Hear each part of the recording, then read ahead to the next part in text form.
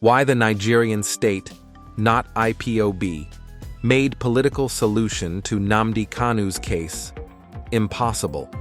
The recent statement by the Foundation for Peace Professionals, PeacePro, which accuses the indigenous people of Biafra, IPOB, of making any political solution to the prolonged detention of Mazi Nnamdi Kanu impossible, is not only misguided, but intellectually dishonest. It conveniently ignores the structural violence, state-sponsored suppression, and historical injustice meted out to the Igbo people and others in the old eastern region, while placing blame solely on the victims of state brutality. Let us begin by asking a fundamental question. Who abducted Nnamdi Kanu from Kenya in clear violation of international law and due process? Was it IPOB? Certainly not. It was the Nigerian government, which carried out an extraordinary rendition and illegal act that even the United Nations has condemned. How then can the same government be presented as an agent of peace and lawfulness, while IPOB, the aggrieved party, is expected to bear the moral burden of restraint?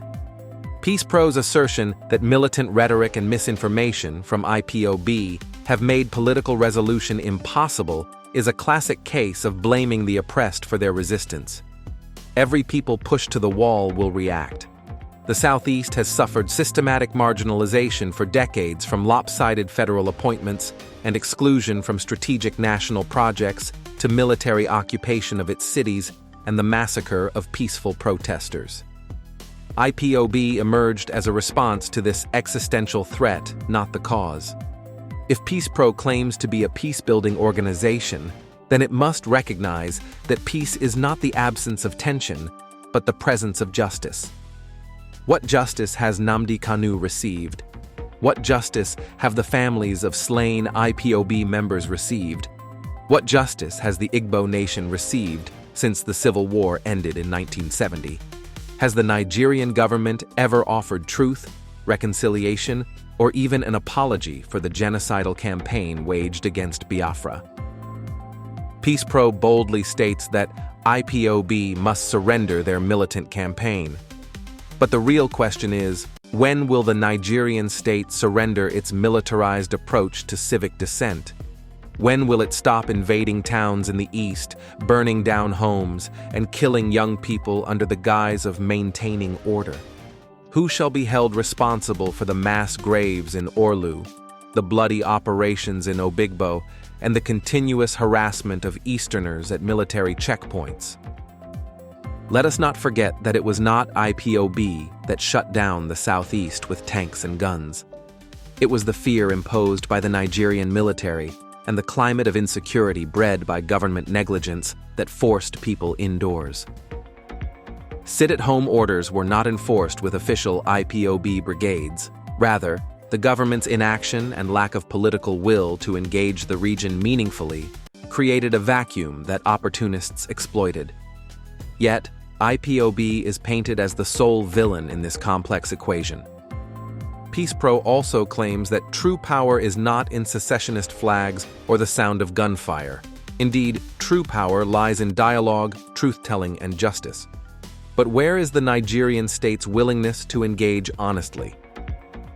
Has President Tinubu or any key leader visited the Southeast to hold open town halls or initiate genuine dialogue? Where is the political courage to call a spade, to say that Nnamdi Kanu's detention following an illegal rendition is an affront to both Nigerian and international law?